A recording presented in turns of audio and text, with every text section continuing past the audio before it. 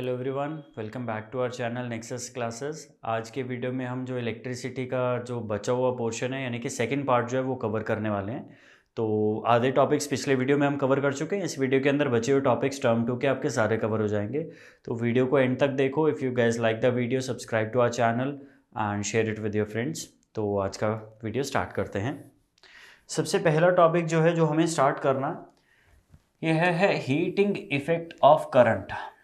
Heating effect जो है इसके बारे में बात करेंगे। देखिए, जो करंट का हीटिंग इफेक्ट है यानी कि heat produced by the current, इसके बारे में साइंटिस्ट है जाउल नाम से, तो उन्होंने काफ़ी रिसर्च करी थी। तो उसने देखा कि हीट जो है वो डायरेक्टली प्रोपोर्शनल आती है करंट के स्क्वायर के, डायरेक्टली प्रोपोर्शनल आती है किसके, रेजिस्टेंस के, और डायरेक्टली प्रोपोर्शनल आती है किसके, टाइम के।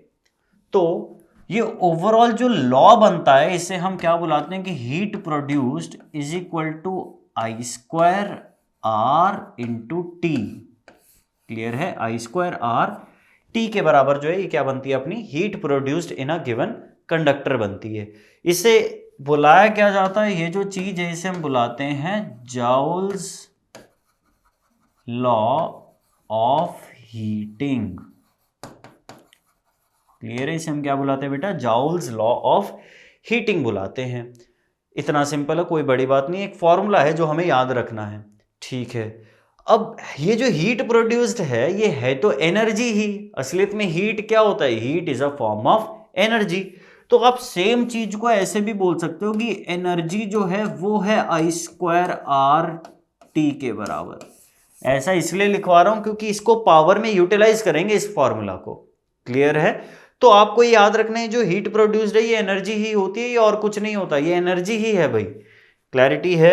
ठीक है। और देखो ध्यान से, अब इसका यूज क्या है यार, डेली लाइफ में इसके बहुत सारे यूसेज हैं। आपको like for example right now अभी विंटर्स ही चल रही हैं, तो जब विंटर्स चल रही हैं तो आपको हीटिंग इफेक्ट के तो बहुत सारे, अगर आपको रूम हीटर है तो उसके अंदर आप देखोगे कि रॉड लगे होते हैं, है ना। वो रॉड क्या होते हैं, वो हाई रेजिस्टेंस रॉड्स होते हैं। जितना ज्यादा रेजिस्टेंस होता है उतना ज्यादा हीट प्रोड्यूस होता है। तो जैसे ही आप उसके अंदर से इलेक्ट्रिसिटी पास करवाते हैं तो उसके अंदर heat and light effect produce होता है जिससे वार्मथ आपको मिलती है।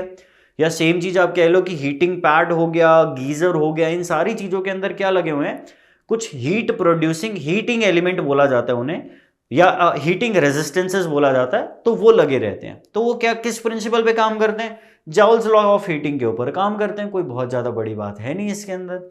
Is it clear? ठीक है। और देखें इसके कॉन्सिक्वेंसेस क्या होते हैं। नेक्स्ट हम बात करेंगे इलेक्ट्रिकल पावर की। तो उससे पहले आपको याद होगा यार कि पावर एक्चुअली में है क्या। ये पावर होता है जी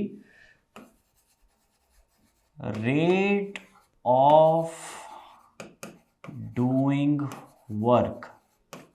क्लियर है? 9th स्टैंडर्ड में आप लोगों ने पढ़ा है पावर क्या होता है, रेट ऑफ डूइंग वर्क। दूसरे तरीके से भी डिफाइन कर सकते हो पावर को। पावर का एक और डेफिनेशन होता है, इसे हम क्या बुलाते हैं, रेट ऑफ स्पेंडिंग एनर्जी।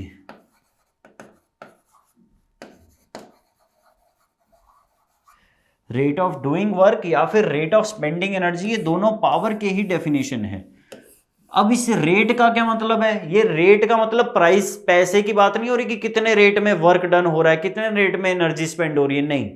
इस रेट का ये जो वर्ड है rate, it means how fast और स्लो, हाउ फास्ट या हाउ स्लो।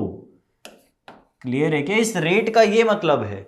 तो देयरफॉर इसी डेफिनेशन के थ्रू अगर हमें किसी चीज का ये निकालना हो कि वो कितना फास्ट है या वो कितना स्लो है, तो हम उसे क्या करेंगे, टाइम से डिवाइड कर देंगे। क्लियर है? अभी किस चीज का रेट है, एनर्जी स्पेंड करने का या वर्क डन करने का। तो अगर मैं एनर्जी को टाइम से डिवाइड कर दूं तो क्या वो पावर आ जाएगा अपने पास? बिल्कुल सही बात है। तो पावर जो है उसे दो तरीके से लिखा जा सकता है, या तो वर्क डन को टाइम से डिवाइड कर दो या एनर्जी को टाइम से डिवाइड कर दो। Is that clear? ठीक है जी। अब देखो ध्यान से, ये क्या है, ये पावर का फॉर्मूला है अपने पास। अब पावर की यूनिट क्या आएगी, देखो एनर्जी की यूनिट क्या होती है, एनर्जी और वर्क डन दोनों की यूनिट क्या होती है, जाउल होती है। टाइम की एसआई यूनिट क्या होती है, सेकंड होती है। तो पावर की यूनिट क्या आती है बेटा अपने पास, जाउल पर सेकंड आती है, और इस यूनिट को हम क्या बुलाते हैं, वॉट बुलाते हैं। जेम्स वॉट के नाम पे ये यूनिट जाउल पर सेकंड को क्या बुलाते हैं, वॉट बुलाया जाता है। Is it clear? ठीक है। लेकिन ये जो यूनिट है पावर का या एनर्जी का यूनिट जाउल कह लो, पावर का यूनिट वॉट कह लो, ये बहुत छोटे यूनिट्स हैं। अब घर की जो इलेक्ट्रिसिटी मेजर करी जाती है तो वो तो यार बहुत ज़्यादा अमाउंट में आती है। तो उसके लिए हमने क्या किया, उसके लिए हमने बोला यार एक नया यूनिट बनाया जाएगा। हाँ जी, तो ये जो यूनिट है जाउल या वॉट, ये दोनों बहुत ही छोटे यूनिट हैं। तो इसके लिए हमने क्या किया, एक नया यूनिट बनाया एनर्जी का।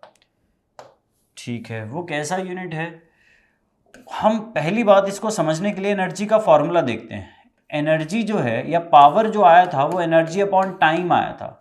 इसका मतलब एनर्जी को हम क्या लिख सकते हैं, पावर इनटू टाइम के बराबर लिख सकते हैं। क्लियर है? क्या आएगा ये, पावर मल्टीप्लाई बाय टाइम।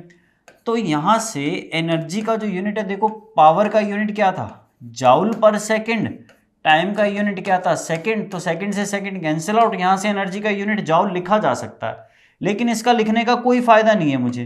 तो हमने क्या किया, हमने बोला यार एक नया यूनिट बनाते हैं जहां पे थोड़ी बड़ी वैल्यूज यूज हों, क्योंकि जाउल जो है वो बहुत छोटा यूनिट है और इसके लिए अप्रोप्रिएट नहीं है। फॉर एग्जांपल अगर आपको यहां से मून का डिस्टेंस मेजर करना है तो आप सेंटीमीटर में तो करोगे नहीं, सेंटीमीटर जो है इस पर्पस के लिए छोटा यूनिट है।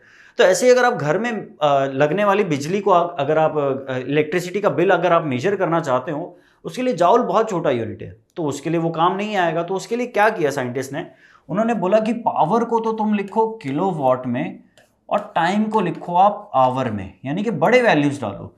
तो यहां से जो एनर्जी का यूनिट आता है वो क्या आता है, किलोवाट इंटू आर या फिर KWH, किलोवाट आर के बराबर। क्लियर है? इसे क्या बुलाया जाता है, this is also called commercial unit of energy.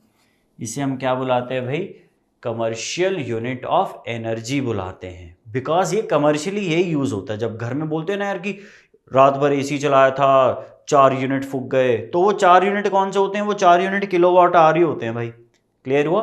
तो that is how we utilise this unit in daily life. ठीक है जी, तो देखो आगे प्रोसीड करते हैं।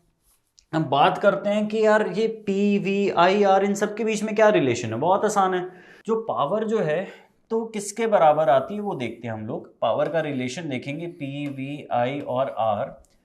तो अभी हमने देखा यार पावर जो है वो एनर्जी अपॉन टाइम के बराबर आती है। और एनर्जी का क्या यूनिट था, एनर्जी का formula joules law of heating में हमने पढ़ा था, ये आता था I² RT अपॉन क्या कर दो T, तो T से T कैंसिल आउट हो जाएगा। पावर का फॉर्मूला क्या बचेगा, I² R के बराबर। तो पावर का फॉर्मूला क्या आता है बेटा अपने पास, I² R के बराबर आ जाता है। कोई बड़ी बात नहीं। अब देखो जरा एक काम करो, ओम्स लॉ याद करो। लास्ट वीडियो के अंदर ओम्स लॉ बताया था। तो ओम्स लॉ क्या कहता है, ओम्स लॉ कहता है यार V तो I इंटू आर के बराबर होता है। तो यहाँ से I का वैल्यू देखो क्या आएगा, I का वैल्यू क्या V/R आ जाएगा, बिल्कुल आ जाएगा भाई, क्यों नहीं आएगा। तो हमने क्या किया, यहाँ पे I का वैल्यू डाला तो पावर क्या बन गया, I का वैल्यू डाला V²/R² इंटू R, R से R कैंसिल आउट, यानी कि फॉर्मूला क्या बना, V²/R बन जाएगा हमारे पास। Is it clear? इतना सिंपल है भाई, कोई बड़ी बात नहीं है इसके अंदर, ये बात समझ में आनी चाहिए। तो पावर क्या बना, V²/R। अब इस V²/R को ना थोड़ा अलग अलग करके लिखते हैं। देखो पावर क्या है, V²/R, तो इसे V इंटू V/R लिख देते हैं। अब जरा यहाँ पे देख, V/R किसके बराबर है, I के बराबर है। तो पावर का एक अलग फॉर्मूला क्या आ जाएगा, V इंटू I के बराबर। Is it clear? तो पावर जो है उसके 3 फॉर्मूले हैं भाई हमारे पास। ये जो रिलेशनशिप सभी में है, ये एक नहीं है, ये काफी सारे रिलेशनशिप है। बेसिकली 3 रिलेशनशिप्स हैं। कौन कौन से, पावर जो है वो किसके बराबर आएगी, I²R या V²/R या VI। ये 3 फॉर्मूला जो हैं ये हमें याद होने चाहिए अगर हम पावर के क्वेश्चंस को करना चाहते हैं। Is it clear? तो इतना कुछ है यार, अगर हम ये कर लेते हैं इससे हमारा सारा जो है वो कवर हो जाता है। हमने मोस्टली सारे फार्मूला जो टर्म 2 के अंदर आने हैं वो सारे फार्मूला, सारे कंसेप्ट जो है वो सारे हम कवर कर चुके हैं इसके अंदर। तो वीडियो को अच्छे से रिवाइज करें, जो फार्मूला बताएं, जो कंसेप्ट बताएं, उन्हें अच्छे से मेमोराइज करें। और एक और वीडियो बनाएंगे जिसमें हम इंपॉर्टेंट क्वेश्चंस को भी कवर करेंगे इस चैप्टर से रिलेटेड, ठीक है। तो आज की वीडियो में इतना ही है। That's it for today. Thank you for watching.